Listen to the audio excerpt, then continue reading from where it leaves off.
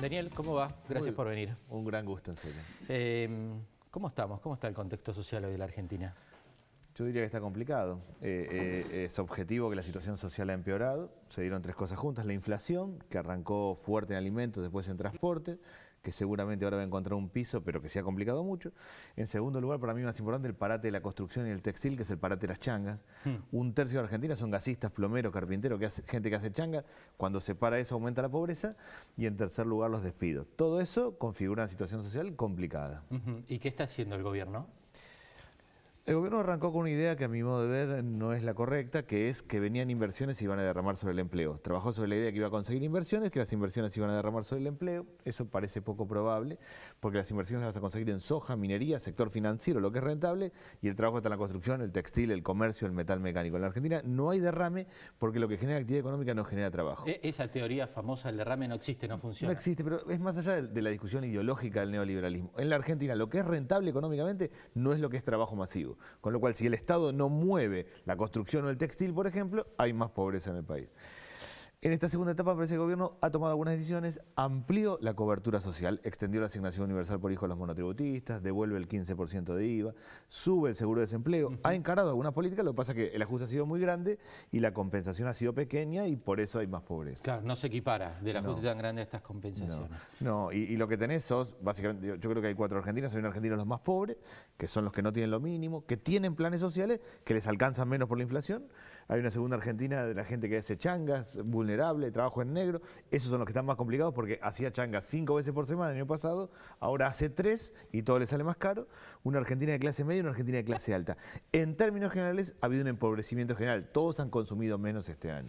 Ese empobrecimiento general, vimos los números de la pobreza, que es curioso porque cuando se reconocen y se muestran, hablamos todos, los medios estamos todo el tiempo hablando de eso, nos movilizamos, aparece el espíritu solidario de los argentinos.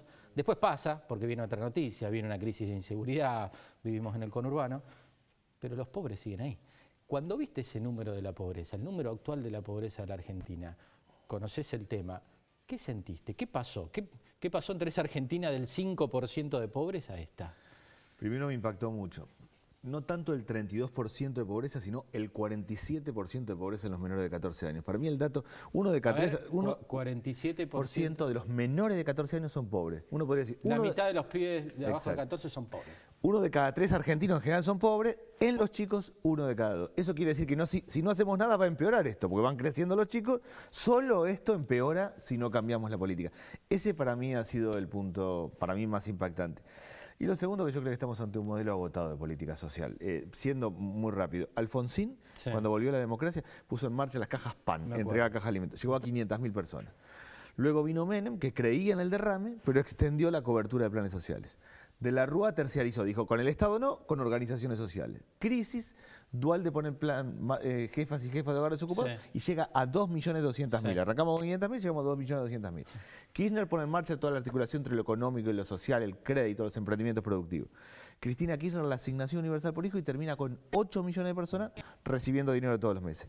Este gobierno extiende la asignación universal por hijo a los monotributistas y hoy hay 9 millones que reciben dinero. Arrancamos con 500.000 y hay 9 millones de personas que reciben dinero y 32% de pobreza. Quiere decir que el problema es la estructura económica, que el problema no son los planes sociales, sino que la actividad económica en la Argentina no genera trabajo para todos. Ahí es donde yo creo que hay que enfocar en el próximo tiempo. Pero es clarísima la explicación que das. Desde donde arrancamos con esa asistencia del Estado a lo de hoy, nunca funcionó. Nunca funcionó. Cada gobierno, derecha, izquierda, bueno o malo, fue creciendo la asistencia social, bien o mal intencionadamente, y tenemos un tercio de pobreza. Lo que quiere decir es que más allá de que hagas planes sociales, y obviamente nadie se debería ocurrir sacar los planes sociales, claro, el problema central es que no hay actividad, no hay trabajo.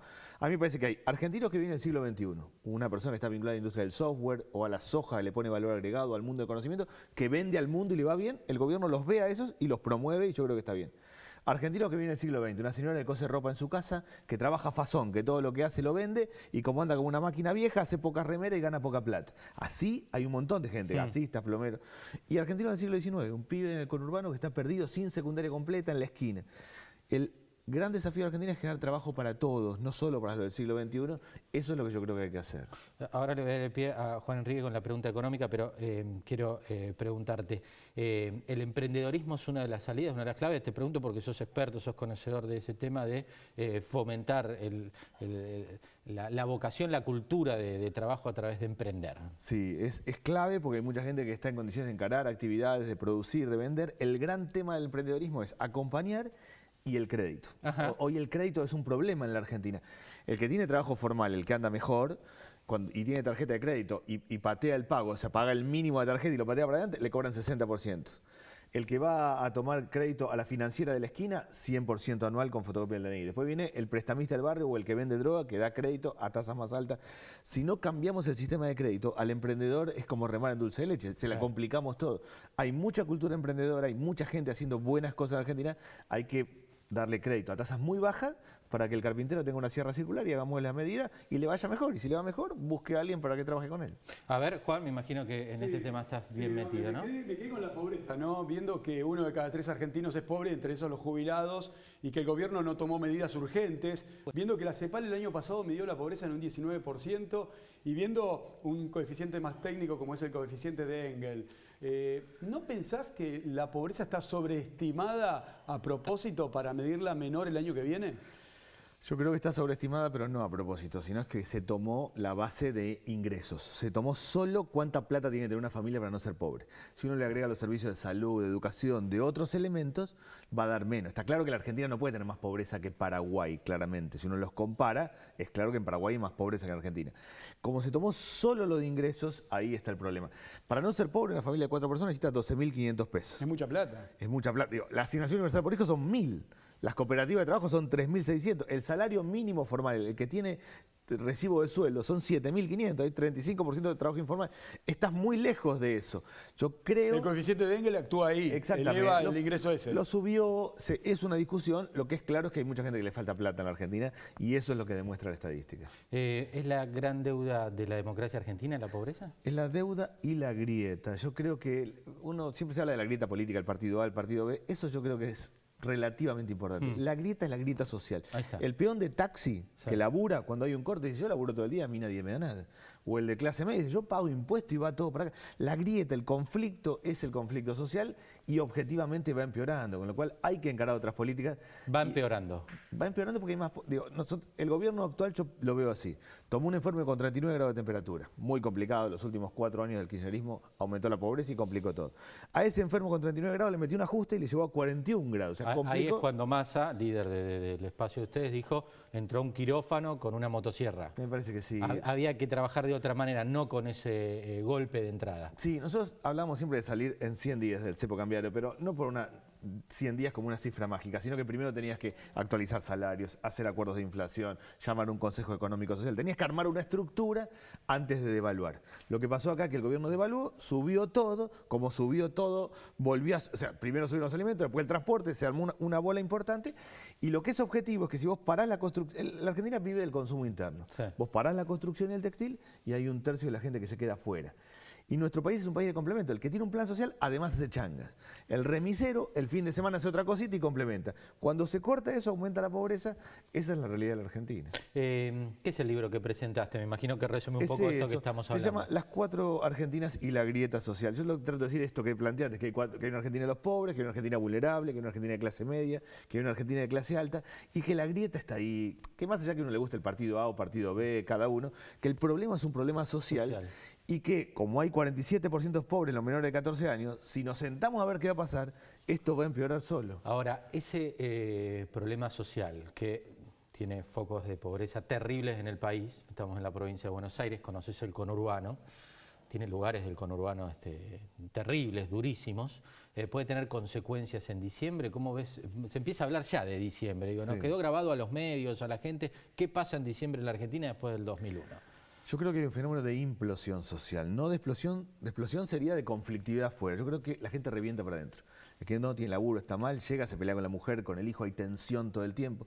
En el partido de fútbol en el barrio el domingo, está todo el mundo sacado y terminamos todos a los tiros porque hay falta de trabajo, dificultades y mucha facilidad de acceso a armas. Con lo cual cualquier conflicto, lo que debería ser una discusión menor... Es la violencia del conurbano de todos los días. Claro, eso es el conurbano. Ese fenómeno a mí me parece que no va a dar lugar a grandes conflictos a fin de año porque todos están trabajando para que no suceda. La gobernadora que vuelca más dinero en el tema alimentario, el gobierno provincial, los intendentes que están haciendo todo lo posible para atender los comedores, todo.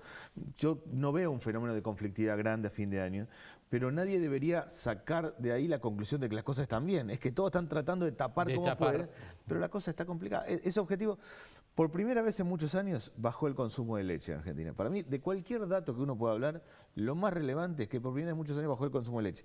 En nuestro país, todas las madres saben que tienen que darle leche a sus hijos. Madres grandes, madres chicas, madres ricas, madres pobres, todas saben que sus hijos tienen que tomar leche.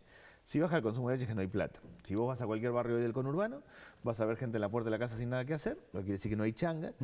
Vas al almacén de ese barrio, está la tercer marca de gaseosa, la que no conoce nadie, lo que quiere decir que no hay plata. Hay una problemática importante. El gobierno objetivamente la ve. Yo creo que está encarando políticas equivocadas, pero no es que es malintencionado. Ve, a mi modo de ver, no está aplicando todo lo que tiene que aplicar, lo que hay que encarar es otras políticas para adelante. Lo último, me vas a decir que falta mucho, que con todos estos problemas no se puede hablar de elecciones, que quedan lejísimas.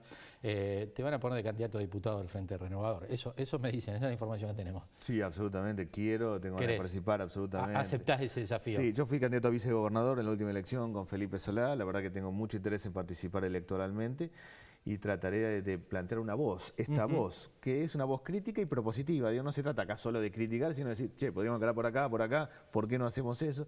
Eso es lo que trataré de hacer en la campaña electoral. Bien. ¿Seguís viviendo en Vicente López? Absolutamente. No te vas a ir del barrio. No, para nada. Gracias, Daniel, un gusto, como siempre. Un gustazo. Un gusto escucharlo, preocupante lo que nos cuenta, ¿no? Un hombre que conoce el tema. Hacemos la pausa, ya venimos.